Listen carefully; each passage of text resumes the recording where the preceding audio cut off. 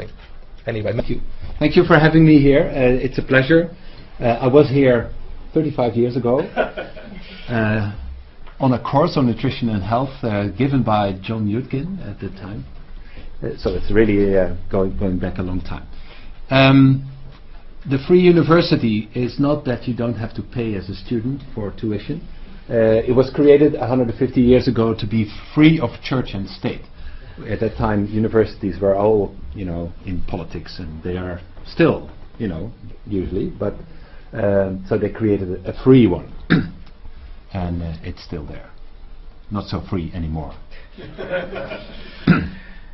So because we're in the John Snow Lecture Hall, I thought of putting my talk a little bit into the perspective of social inequalities in urban settings, because that's really what we're talking about in obesity also nowadays. And of course you all know this because you're all versed in this sort of language, but I think it's interesting to note also that how people have looked about social inequalities is really not very different now compared to 150 years ago, when infectious diseases were the main problems. And you can see here, this is by John Duffy, that's everybody looked into urban health problems, which were, really poor urban health problems, filthy slums, and this was related to health habits in these areas. Most people considered that to be the basic problem with the poor lay in the lack of moral fiber. The poor had no one but themselves to blame for their diseases, and so we need to teach them a resistance to sin, right? So it's a little bit about food and snacking and physical inactivity, gluttony and sloth, if you like. So because we're in the UK, I like to quote David Cameron on this, and he says it's basically the same now. We have different problems. We have obesity and diabetes, but it's just the poor people's problem, really. If you're poor, fat, or addicted to alcohol or drugs, they have themselves to blame, and you need to teach them resistance to sin, I would say. That's probably what he implicates here. And of course things changed in the 19th century, and this is where this school has been very influential. And it started with, of course, with Edwin Chadwick. I'm leading up to what we do in Amsterdam very quickly. Edwin Chadwick said, it's not really the people, it's really their conditions. And we need to take responsibility, and we need to ensure clean drinking water and sanitary sewers and all these sort of things. And that actually improves health to a big degree. So the sanitary revolution, and that's really the point I'm trying to make, we need to get that back in the present day, because we need a sanitary revolution on food environments, physical activity environments, and all the rest of this. So about visual representation, this is the earliest map I could find on visual representation of health in Amsterdam. It's like you did here in London, and probably in Leeds and elsewhere also. It's a cholera map. We had the same kind of problems as John Snow discovered. We didn't have a pump, so we couldn't close one or two, so we had to do all of these, the host factor environment thing. Teaching people to boil their water, to insert sewage systems, and all these sort of things. And that happened also around 1830, 1840. And in Amsterdam that was done by a physician called Samuel Sarfati, not as well known as John Snow, but he did quite a lot of things. Samuel Sarfati was a young physician who was very bright. He had a PhD in chemistry and medicine, and he did lots of interesting things on iodine in fish, still really topical at the moment. And when he was offered a professorship, he said, no, I'm going to be a poverty doctor in Amsterdam. So he changed his life and became the physician of the poorest of the poor in Amsterdam. In the 18th century, that was really very poor, as it was here, I guess. Urban slums were there. And he discovered that most of these people had all these infectious diseases like cholera, but also malnutrition, no access to food, and all these other things. And he actually started this whole movement in transforming the neighborhoods, garbage disposal, sewage systems, but also in terms of nutrition, taxation of meats, for instance. He tried to reduce that. He tried to give people jobs with a lot of crowdfunding things. He established big working plans, and you can't read this on the right because it's Dutch 1856. It says it's the Society for Bread for the bread factory. Really, he crowdfunded something because the bakers in Amsterdam had a cartel in which they kept the price of the bread high, and instead of trying to change that, he started his own bread factory, the first bread factory actually in Europe, and that was also done in crowdfunding, and he sold what is called Dr. Savati bread, which was only 19 cents instead of 69, you know, so sort of that kind of idea. So he changed really the whole fabric of the society on his own as a simple physician working in urban slums. No prestige at all. He was kicked out of any medical establishment because he was Jewish also, so that didn't help. But he fought, you know, he did all of this. And when he died, actually tens of thousands of Amsterdam people lined up the streets, from highly educated to low and deprived people. So he was really a hero. So it's our Jon Snow. So this social inequality thing is really, that started in Amsterdam, and it's been there ever since. So it's compared to all the other cities in Amsterdam and towns, Amsterdam is the one that really has a lot of emphasis on social inequality and fighting this. So I'm going to skip a little bit of this. So this is the history that really still resonates with the policy makers in Amsterdam, the politics.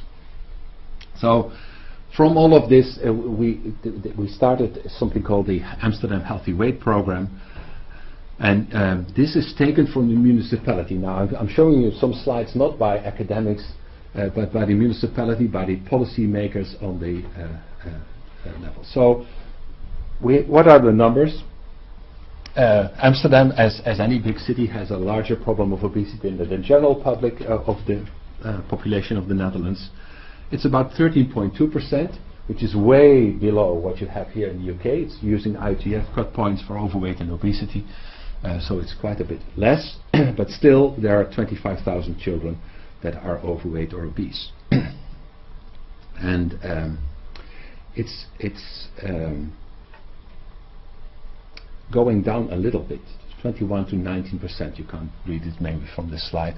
It's slightly getting down. It's being measured very precisely, so it's covering all children in Amsterdam.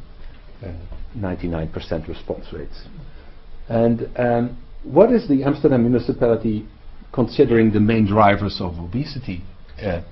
It's limited education, migrant background, and poverty. So that takes a big step from, say, the medical establishment that really considers obesity to be an individual problem that you treat and manage in primary care or somewhere else. But it's really it's focusing on this social inequality, and that's accepted. We had 3 changes of government, different political parties in power, and coalitions of those, and they still all maintain this, from quite conservative to really quite leftish governments. So that's promising, because this is a continuing accepted vision of all political parties. And the idea is really to give everybody the same start in life. That's, you know, we've moved away only focusing on obesity and saying it's growing up in the city, and that means that everybody needs to have the best start they ever can get. And so this is where we're focusing on. And there is a mission also around this. This is also quite exceptional, I think, for at least for the Netherlands. It's a plan that started in 2013, and it ends in 2033. So it's a 20-year sort of prospective plan. And it also has a vision. Healthy weight is a collective responsibility, which helps immensely, you know, compared to other cities where they still think it is an individual responsibility, like maybe also David Cameron says here. And the strategy is healthier behavior and healthier environment. It's really focusing, like Sarfati did. You know, I gave a talk to the municipality and said, you know, this is really building upon public health since 1843. So it's long-term, it's sustainable, it's inclusive, and it's sharing responsibility, and this is the academic part, learning by doing. We didn't call it research. When we talked about academic research, doing projects and cohorts and pilots and all of that, everybody shied away. And when we called it learning by doing, and learning means you evaluate, and they like that a lot. So we are in with research, just calling it differently. And it's really also an integrated approach, because it's focusing on parenting, on schools, on neighborhoods, volunteers, shop owners, neighbors, and also on healthcare. And what they mean by lobbying the food industry is actually trying to regulate the food industry, which is on a local level not so easy, but they make great progress. I'll give you some examples of this. So we use this old model from Dahlgren and Whitehead, which is always shown but never implemented, I think. And we actually, and you can't read it because it's in Dutch, but we actually completely made that in terms of policy targets on each of the sectors, on town planning, on education, on healthcare, on sports facilities, on food environments and things like that. So we all had that sort of, we really made it very specific. And so we try to target the social and physical environments, and also influencing relevant living and working conditions. And the professionals here are teachers, they are people that work in parenting or in all kinds of other things, but also health professionals. So the basis of this lifestyle idea is also, which is, I think is interesting, because the basis is actually not physical activity, it's sleep. It's maybe subtle, but it's one of these things that have a lot to do with stress and environments and children that have, sleep deprivation as a sort of, it's sort of a new Markov model, if you like, in the sense that decent sleep is the basis of everything.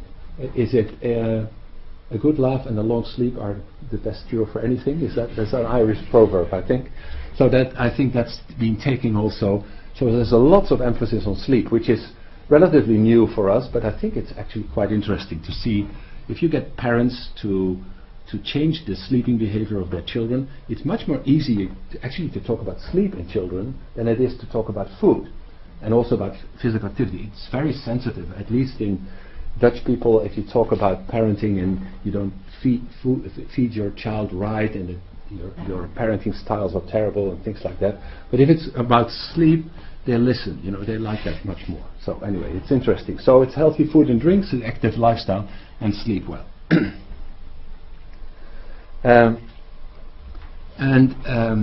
We have also shorter targets, like 2015 to 2018.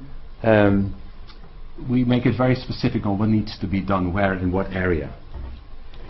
And for instance, we have all spelled this out in specific targets, like the one Amsterdam must demonstrably become a more healthy, organized city. We know what we mean by that, so I'll give you some examples. And of course, significant reduction in the children who are overweight or obese in the most deprived neighborhoods, which are also the most heavy ones. And then also we are evolving, 5 neighborhoods and then 10 and then 50, rather than targeting the whole city at the same time. We target also primary schools. I'll tell you a little bit more about that. And also that every child who is obese or morbidly obese who wants care is given appropriate care. So that's also something we work on quite heavily.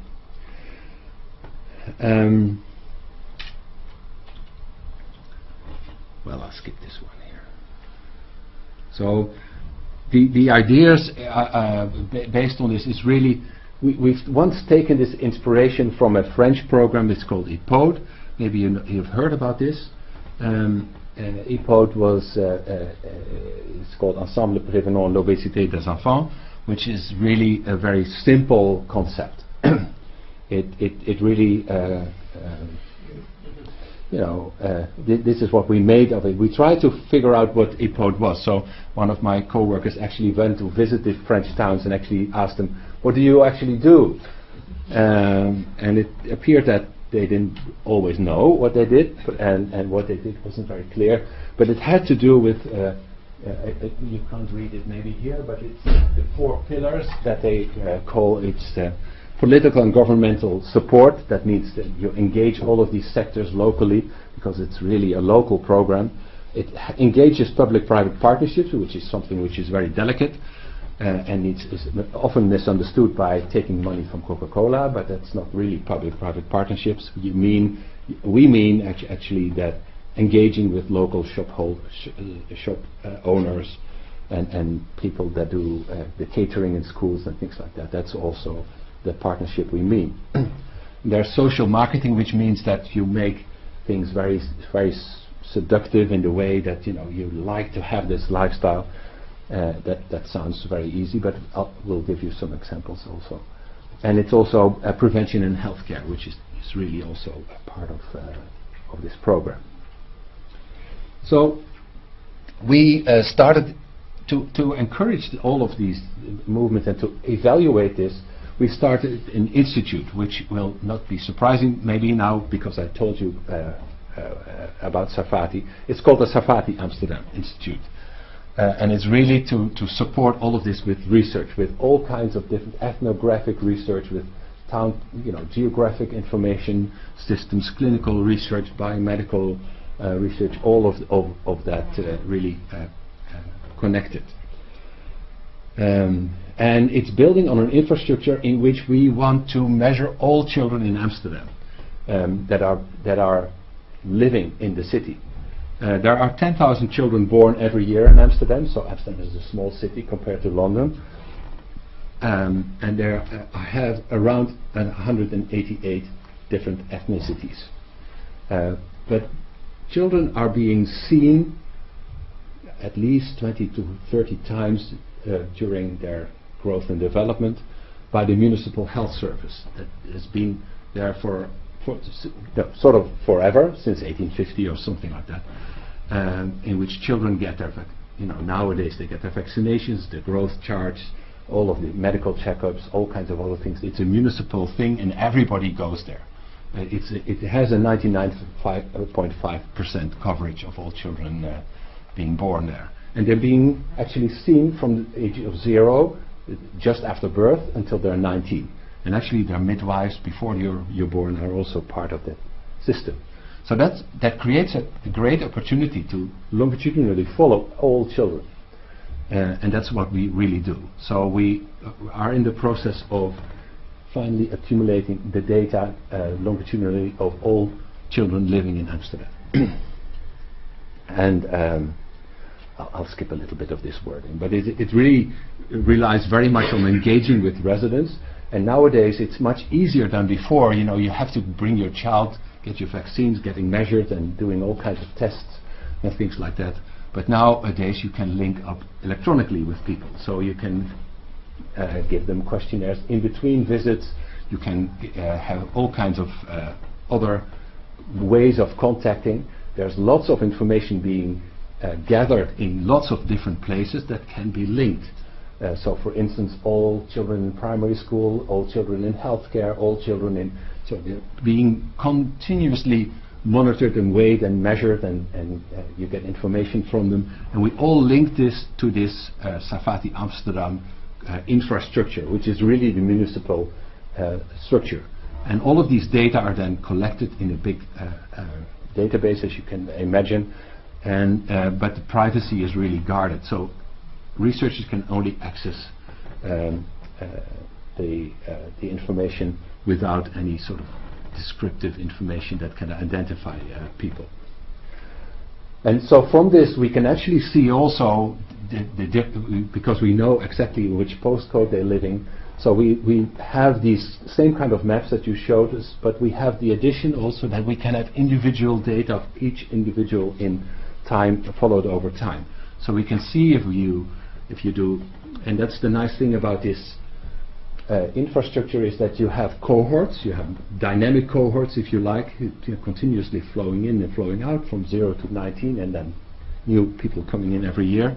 So you can look at all kinds of time trends, but also you can do interventions within the cohort that have in 99%, you have a control group which doesn't even know they're a control group, they're just growing on, and then you have interventions in the same, and you have a very high coverage of these sort of things. You can do environmental interventions, so intervening in schools or in supermarkets or in all kinds of other issues in sectors in the neighborhood, and you can still work on this. So you won't be able to read this, but basically this is what I just said. We're going to have measurements by everybody, which is the core set of all measures being taken by in all children. Then we'll have all kinds of additional information that will glue on this data set, and then we'll have subcohorts in which we do a lot of more detailed measurements. Does this work? Well, the left upper corner is a very famous slide, once done in France, in very little towns, in which they showed that actually there was a reduction in the red, intervention towns compared to the comparison towns. Since that, we've done quite a lot of these sort of things in the Netherlands. It's early days, but it seems this is the right lower corner, that actually we do see a tipping point and a reduction in obesity in most of the towns where we're working on.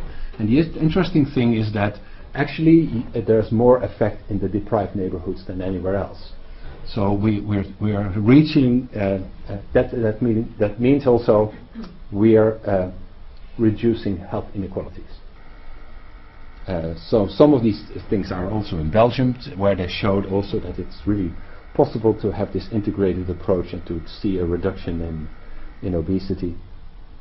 And I think this is also from the French examples, in which you can see on the left side you can see the inequality in the control towns, and you can see also that it is much less steep a gradient in the intervention towns. So a lot of these things have to do with environmental intervention. So we do in-store, randomized control trials of supermarkets in which we change the pricing or the placement or the all kinds of other things, and we can actually monitor the sales as well as the individual consumption. We can also look at healthcare and see if interventions, better healthcare, is actually improving health status of children. And I think I have an example here also of, maybe not, yes, well, we'll get to that. So Amsterdam is one of these examples of a city that has an ambitious plan, long-term plan, vision of engaging all the sectors in the community with a strong infrastructure for scientific research. And the basic messages are really quite simple. So it's about drinking water, it's about giving vegetables in schools and things like that, healthy school canteens. And the interesting thing is that this approach is now taken up by 108 cities in the Netherlands, reaching around half of all the children in the Netherlands. So this is also scalable. It's I think interesting.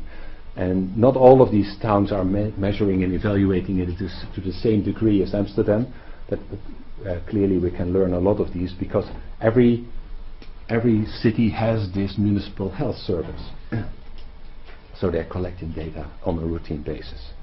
It's engaging a lot of communities, but also this is one of the things I would like to show. This is a lot of these interventions are in schools. Around 200 primary schools, which is 80% of all primary schools in Amsterdam, now engage in healthy lifestyle practices. That means you cannot bring, because children bring food to school, You cannot bring candies and snacks and things like that. There are clear conditions. You can only drink tap water at the breaks. You can only drink tap water during lunch.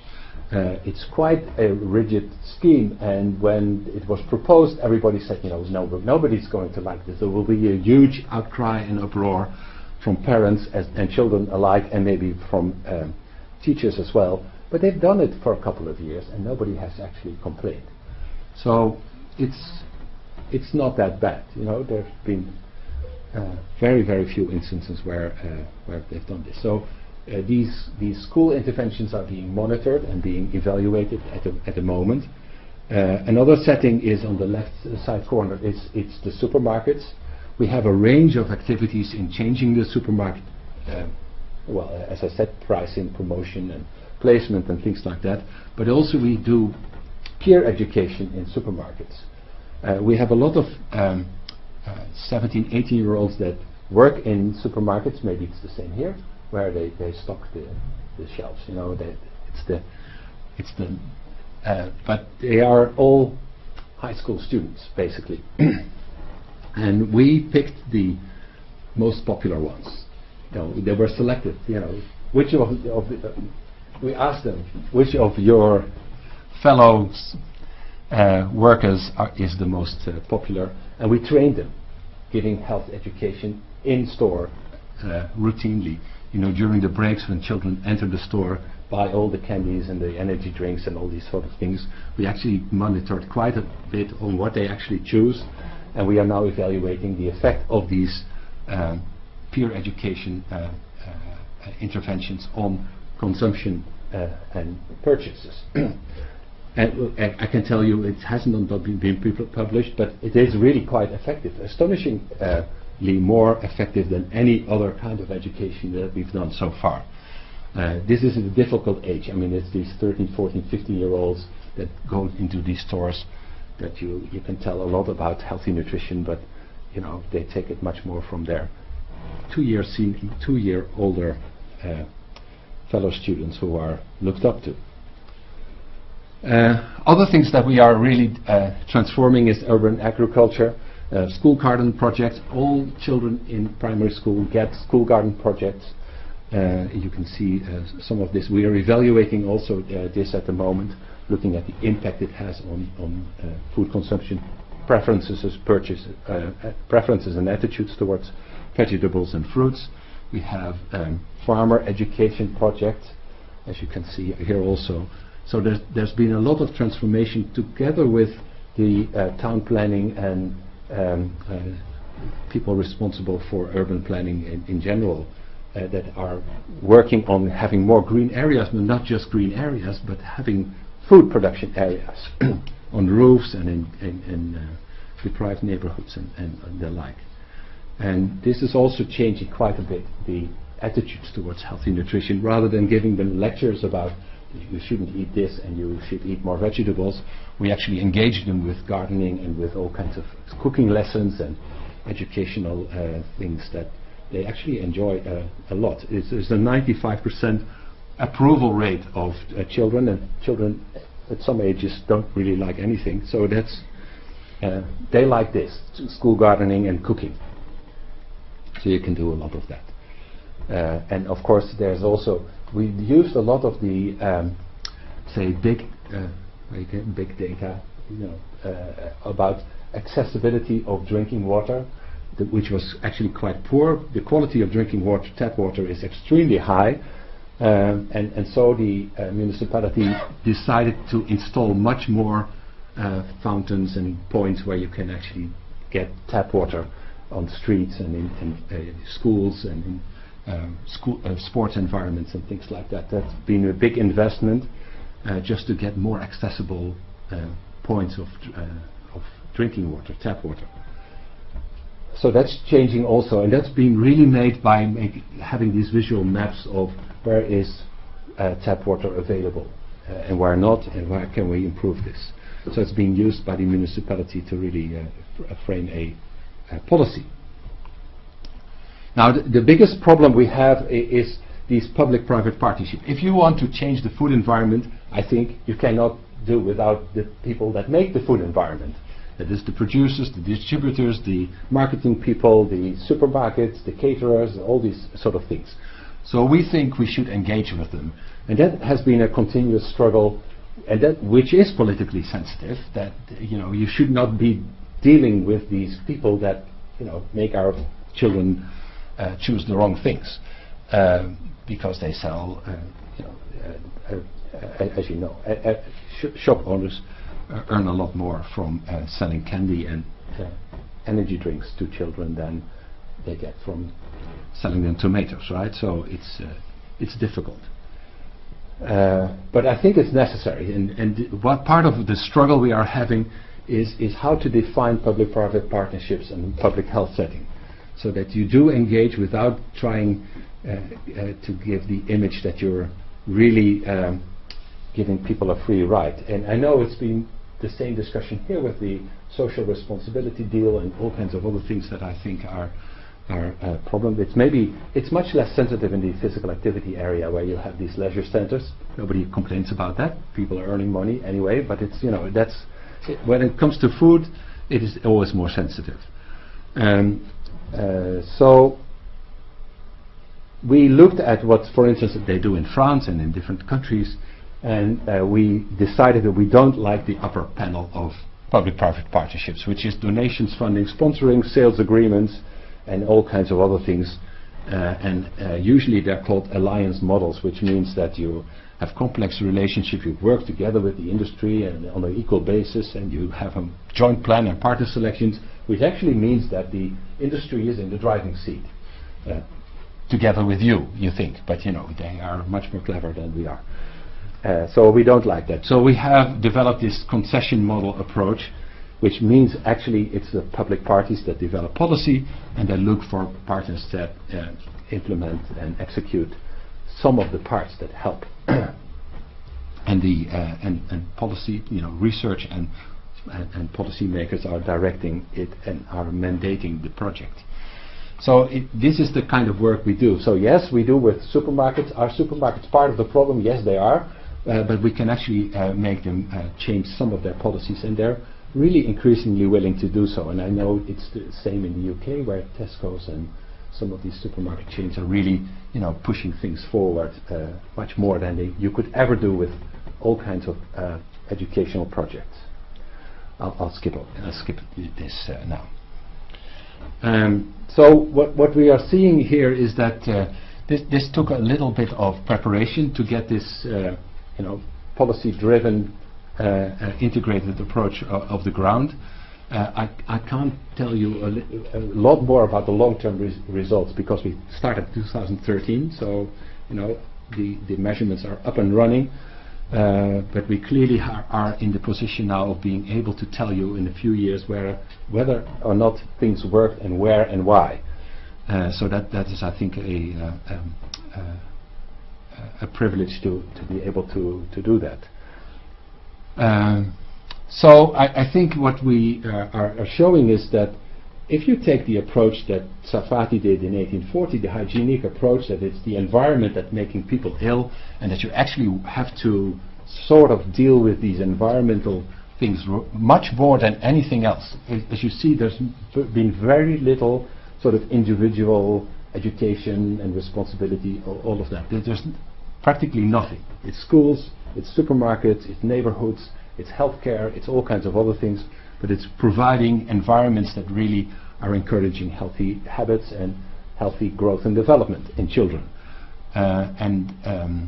So there's not much people actually have to do in terms of taking things on board and making decisions in another way. It's trying to make this is what I put on some of these slides, making the healthy choice the easy choice, which is actually getting people into other modes of behavior. And I think also that this is going to work, and the last point I put here on this slide is that we do have a lack of strong national policies that back this up. So this is all really being done locally. So none of the regulations on marketing or pricing or on education is much backed up by the national policy. It's all being done locally, and these the mayors and aldermen of these different cities, they meet with each other, they make the policy, but our national government is really quite absent, because our Ministry of Health actually likes David Cameron a lot. You know, sort of, and it's a woman, and she really considers the viewpoint of obesity as being an individual choice that you need to, and government should really refrain in trying to influence the autonomy of people's choices in some way, is really absent. So that's really very dominant in national policies. So all the things we do are really from engaging local, ground-up, grassroots collaborations with people living in the cities. And I think it could be much more stronger if there's also a strong national policy. But it almost seems like the stronger you get locally, the weaker the national government becomes. So that's one of the things that maybe we can talk about, because all of these things about local and national activities need to be backed by national and international policies, maybe trade agreements, things like that. You know, that's the big issue here. So I tried to tell you a little bit on the aim of decreasing social inequality in children in different neighborhoods in Amsterdam, the infrastructure that's there, and the vision and ambition we have there. Thank you.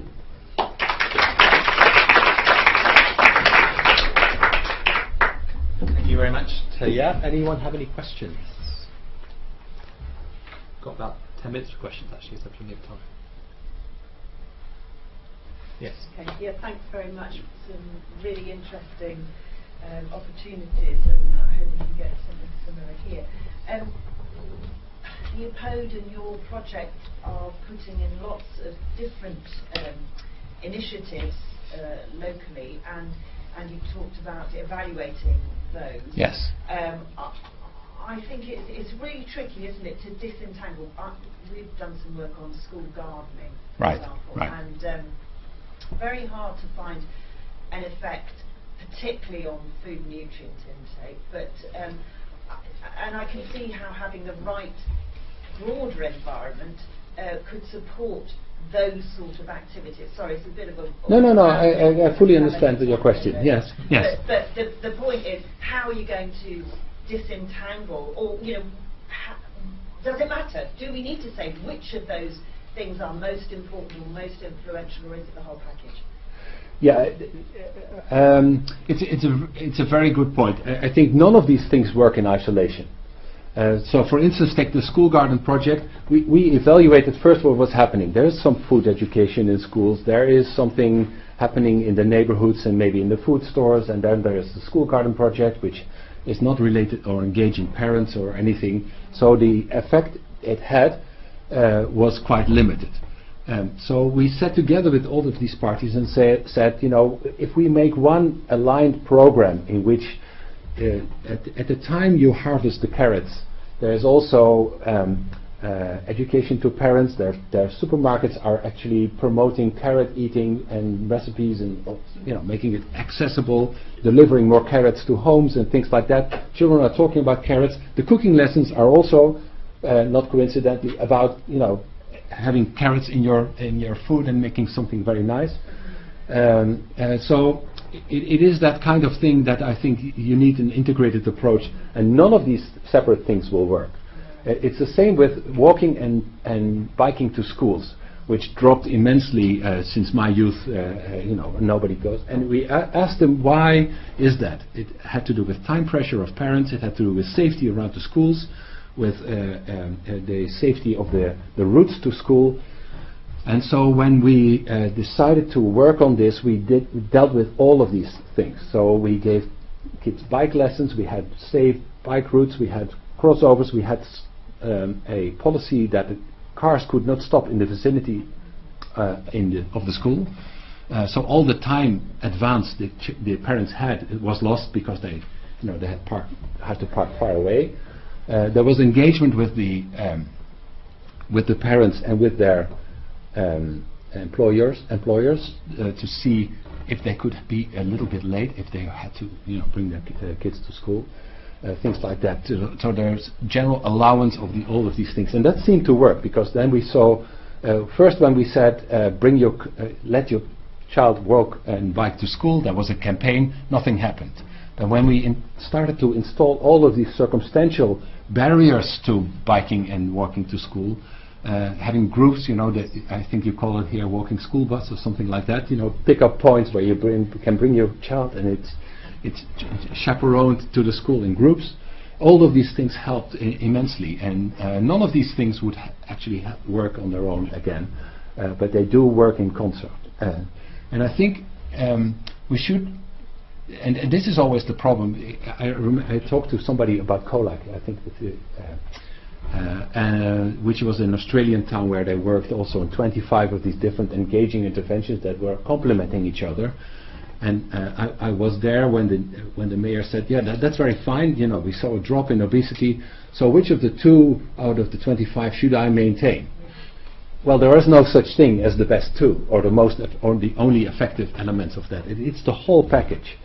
And I think we should not shy away from the idea that we don't actually exactly know what the ingredients are that work, but maybe you can, maybe it's more like you do a elimination thing with allergies. You may drop one thing at a time once you've done the whole package and see if that makes a difference. But rather than saying, we should really be able to have all the individual ingredients to be evidence-based, and then if we then collate them, they might work in concert. I think you should start with the whole package as much as possible, because it also has to do with ownership and engagement of the sectors that are playing a part.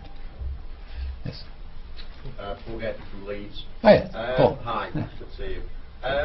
Just to pick up on that point, there's a famous quote from a marketing expert in the US, and he said, 50% of my marketing is wasted, I just don't know which 50% it is. Right.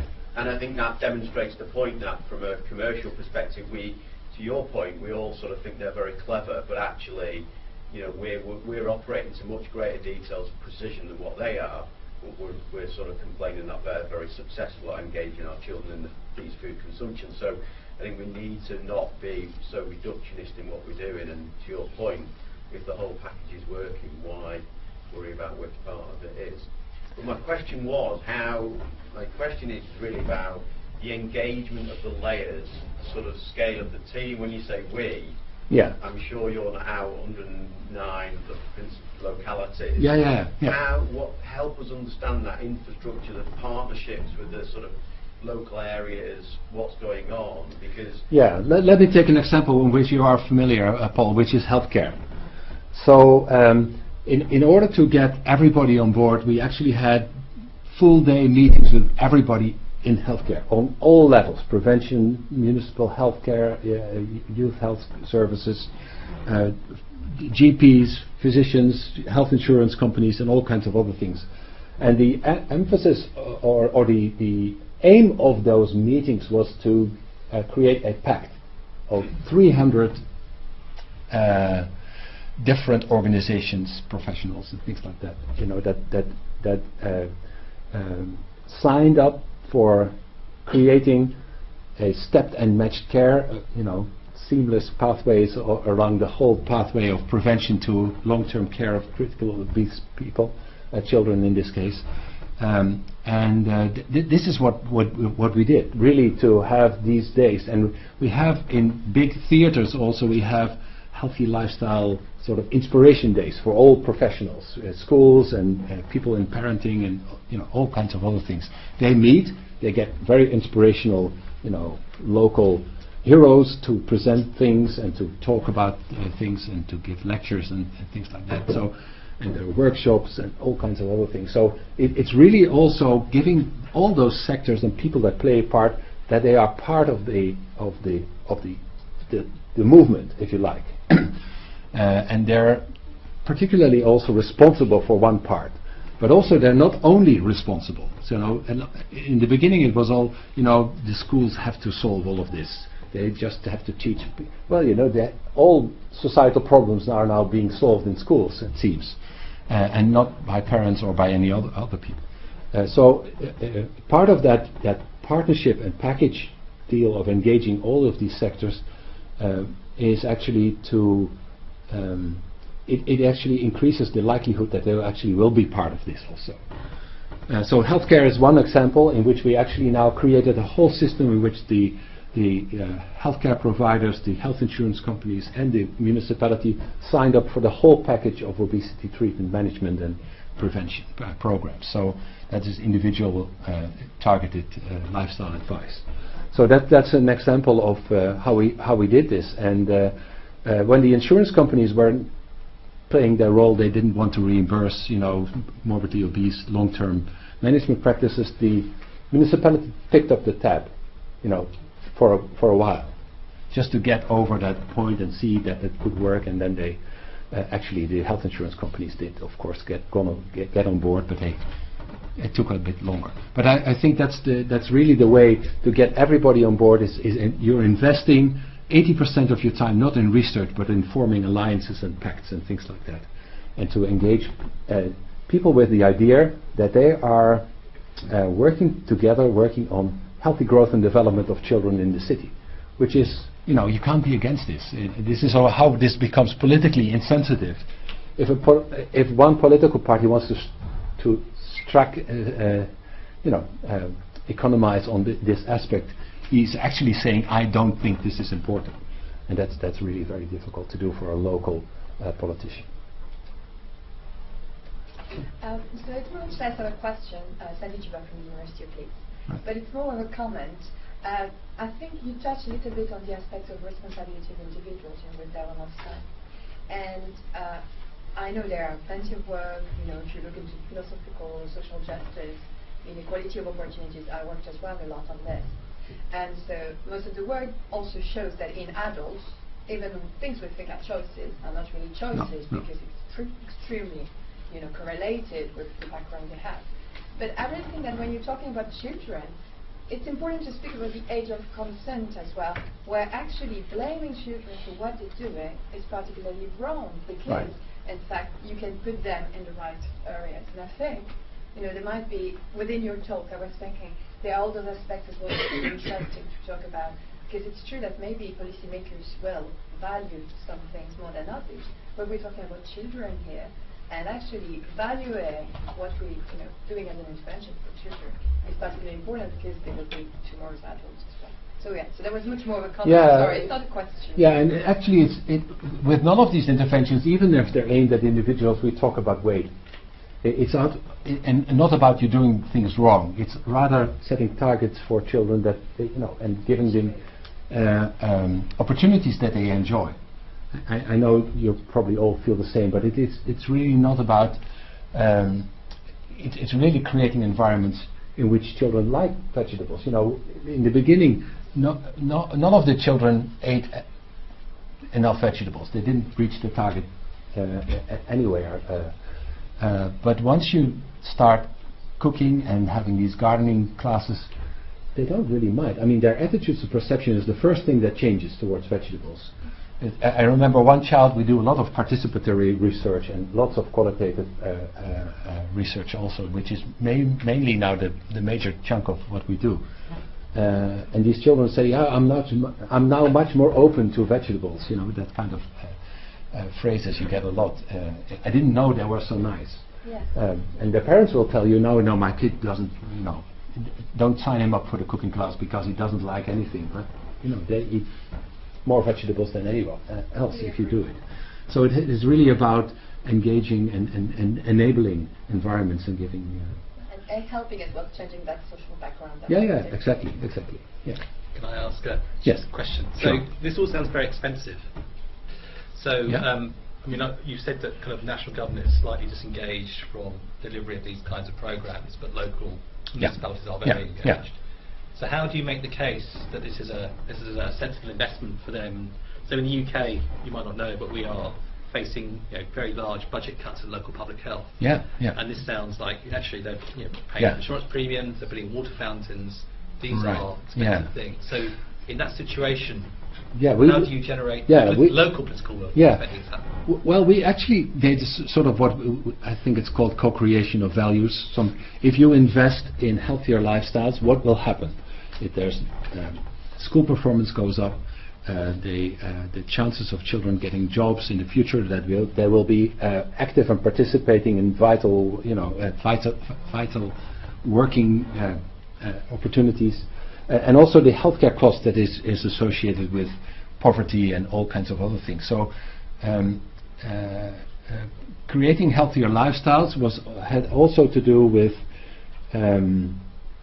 making a business case for healthcare management, which is not really very difficult to do. If you prevent children to become obese and diabetic and things like that, and you can do all the calculations in not a too complicated way, everybody will understand that in investing in healthy lifestyles and health in children is hugely beneficial in the long term for all kinds of sectors. And then there are some other things like if you take the transportation people and biking in the city is the cheapest way of transportation.